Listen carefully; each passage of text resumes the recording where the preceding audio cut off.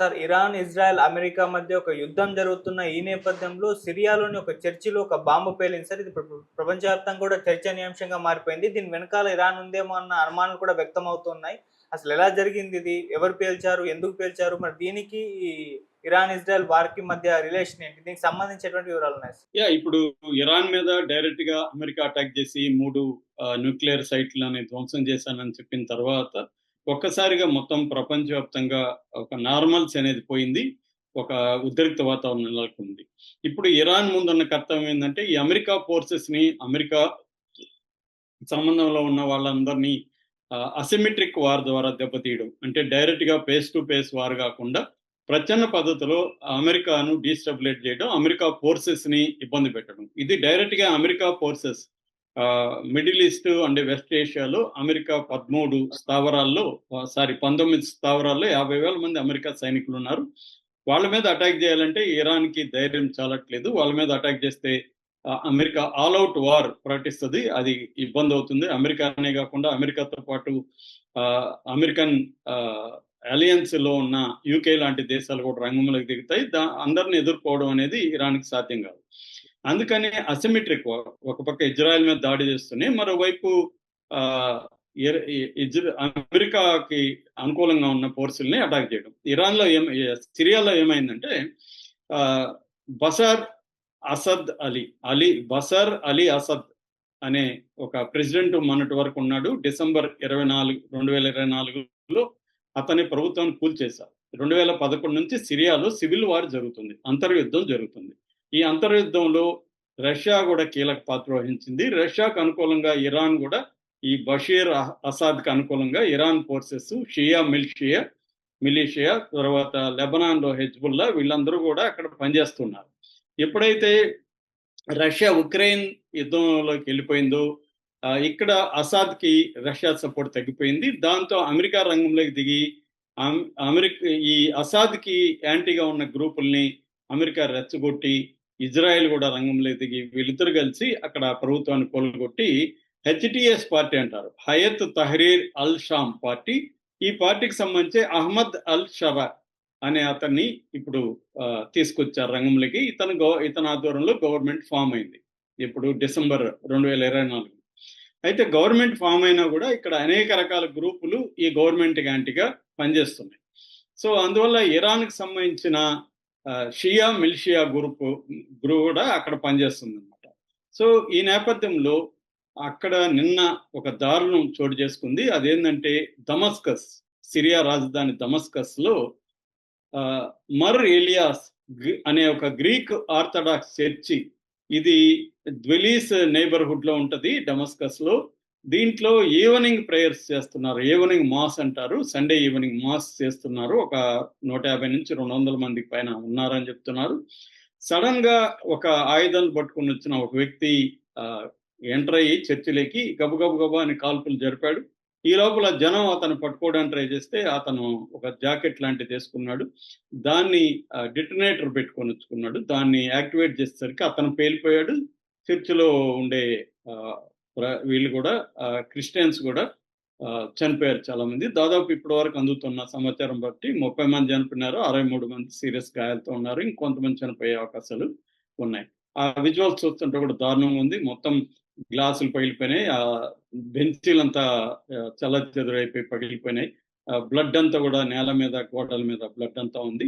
So ఈ లోపల అక్కడ సిరియన్ సివిల్ డిఫెన్స్ రంగంలో దిగింది. వాళ్ళని వైట్ హెల్మెట్స్ అంటారు అన్నమాట.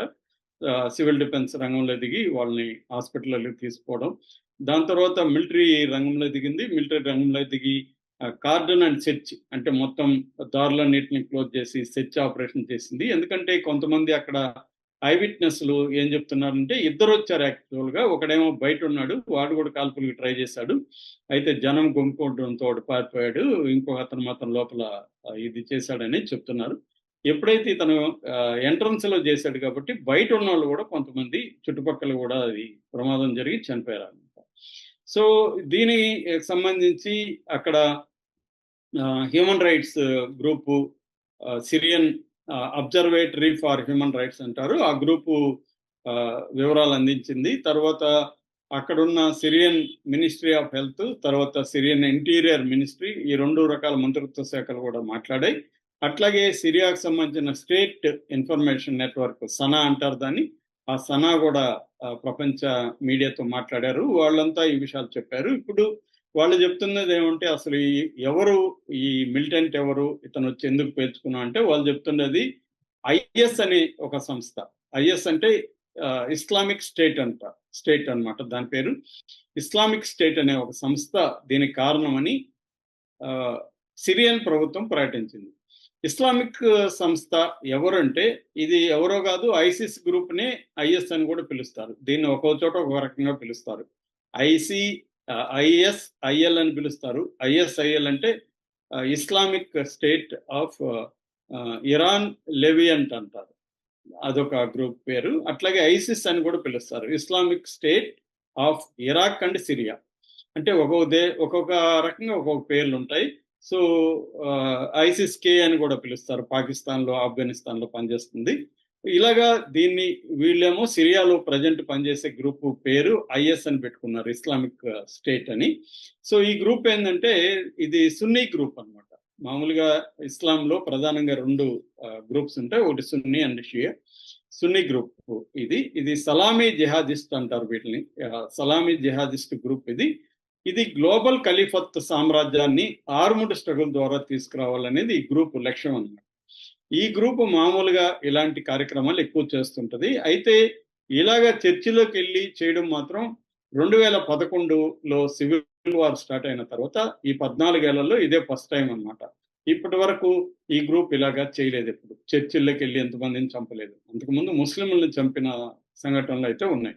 అయితే క్రిస్టియన్స్ అనేది ఏంటంటే ఇప్పుడు వస్తున్న ఈ హెచ్డిఎస్ గవర్నమెంట్ ఏదైతే ఉందో, అహ్మద్ అల్ షారా గవర్నమెంట్, ఇది క్రిస్టియన్స్ని వేధిస్తుంది. క్రిస్టియన్ ఎక్కువగా ఉన్న ఏరియాల్లోకి వెళ్ళి ముస్లిం ప్రేయర్స్ని, అదాన్ అంటారు, ముస్లిం ప్రేయర్స్ని వినిపించడం లౌడ్ స్పీకర్లలో, వాళ్ళని వేధించడం అనేది ఎప్పటి నుంచో చేస్తుందని వాళ్ళు ఆరోపిస్తున్నారు. ఏదేమైనా ఈ సివిల్ వార్ వల్ల ఒకప్పుడు 10 లక్షల క్రిస్టియన్స్ ఉండేవాళ్ళు సిరియాలో. ఇవాళ 30 లక్షలు మాత్రమే, 3 లక్షలు మాత్రమే ఉన్నారు. మిగతా 7 లక్షల మంది చుట్టుపక్కల ఉన్న దేశాలకి, యూరోప్కి అంతా పారిపోయారు, కొంతమంది చనిపోయారు. సో ఈ 3 లక్షల మందిని కూడా ఇప్పుడు వీళ్ళు వేధిస్తున్నారు అనమాట. అంటే ఈ ఐఎస్, ఇస్లామిక్ స్టేట్ అనేది ఒక భయభ్రాంతమైన పరిస్థితిలో ఉంది. సో వీళ్ళని ఇస్లామిక్ స్టేటే చంపారు. ఎందుకంటే ఇస్లామిక్ స్టేట్ ఆర్గనైజేషన్ సిరియాలో చాలా స్ట్రాంగ్గా ఉంది. వాళ్ళకి 30,000 మంది ఆర్మీ ఉన్నారని చెప్తున్నారు.